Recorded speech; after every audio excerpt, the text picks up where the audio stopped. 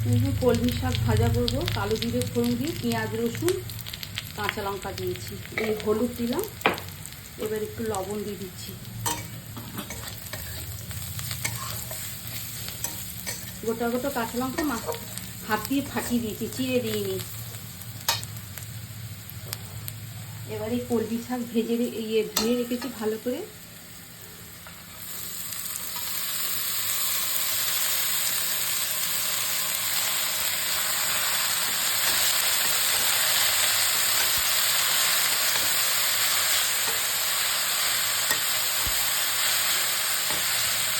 অল্প একটু হয়ে যাবে।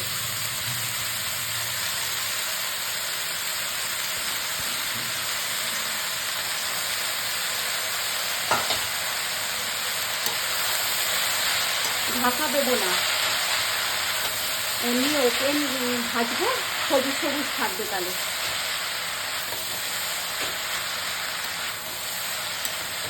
ঢাকা দিলে সেদ্ধের মতো রং হয়ে যাবে।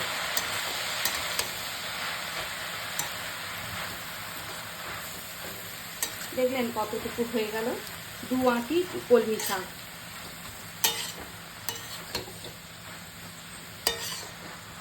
আরও কমে যাবে, অল্প একটু হয়ে যাবে।